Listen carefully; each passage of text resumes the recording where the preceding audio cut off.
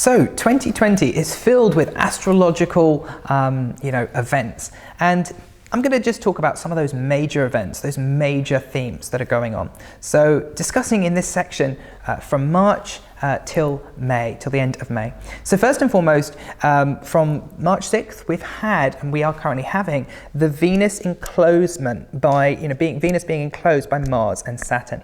So Venus is that planet of love, it's that planet of beauty, and when it's enclosed by Mars and Saturn, this can be a time where we can feel a bit emotionally disconnected. So it's very important, from really early March to the end of March, that we work on being a little bit more connected to our emotions and considering others as well. So it could be a bit of a tough time with regards to relationships and being a bit disconnected emotionally. From April 4th till the 5th, we have this wonderful conjunction, this Mars conjunct Saturn. It might be a time where, there might be a feeling of we know what we need to do, and we need to take some control in our life, we need to take more responsibility in our life. And it could be a time that if we're not taking responsibility in our life, things can come up that really highlight what needs to be, looked at. So for some, it could be quite a positive time, getting things done, achieving, moving forwards. But for others, early April could be quite testing because it's challenging you to look at what you need to do and what you need to respond to. From April 12th, then, we have Jupiter Pisces conjunct Neptune, really quite a nice conjunction. This is going to allow us to be a lot more open, in our mind, in our heart. However, we need to be very careful about deception. We need to be careful about, living in our own world and only seeing what we want to see. But the positives is there could be this real sense of expansion. It presents an opportunity to be very sociable. It prevents, that feeling of being closed off, and actually allows us to really kind of come out of our shell and connect with others. But the downside is there could be boundary issues that you need to watch out for, what's yours versus what's others, and to be connected, to your truth, to your vision. So that's quite a powerful one. On April 30th, we have the partial solar eclipse. Now, solar eclipses are always dealing with the external world. Eclipses are like reboots. They are time of change, time for transformation. And solar eclipses are dealing with the things in our life. So this partial eclipse that's happening in the April 30th, it's probably going to be allowing us to make changes in our life. So those changes might be about ending a relationship, it might be starting a relationship, it might be ending a job, it might be starting a job. So this end of April brings some sort of new energy in with this partial eclipse that's taking place. Quite exciting, and a great time to start new projects.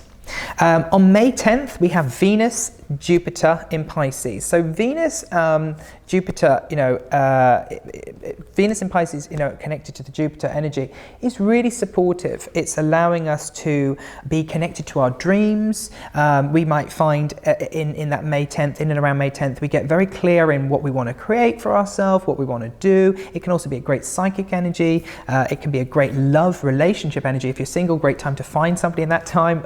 If you're in a relationship, you might feel you want to do more romantic things with your partner, and a great time to just iron out and get clear on certain issues that maybe you've had with things regarding the relationship areas of your life, as well as the plans moving forwards for creating your dreams. Then we have from May 8th till the 3rd, we have the Mercury Retrograde, and actually that's happening before the May 10th. So during that, Venus, Jupiter in Pisces movement and shift, we have got our first, sort of Mercury Retrograde in this little section that I'm talking about. So watch, as with all Mercury Retrogrades, watch what you say, how you say, what you do. But I think this Mercury Retrograde will be quite powerful in May. I think it's going to allow you to review what you want, review and iron up those things that you've maybe had some challenges with. So I don't think it's going to be too challenging. But come May 16th, we do actually have a total lunar eclipse in Scorpio. Now, eclipses are reboots, but lunar ones are dealing with the inner world. They're dealing with what's going on within us. So with this being in Scorpio, this might be a time of truth, having to be very honest with ourselves. There might be some big realizations, and there might be some challenging things we have to accept, that are either not working or that we need to look at in a different way. So I would say, that potentially could bring up some obstacles for you on very deep personal levels. And this ties nicely into then towards the end of May, we have the Jupiter-Mars conjunction in Aries, and this really creates a go it alone energy.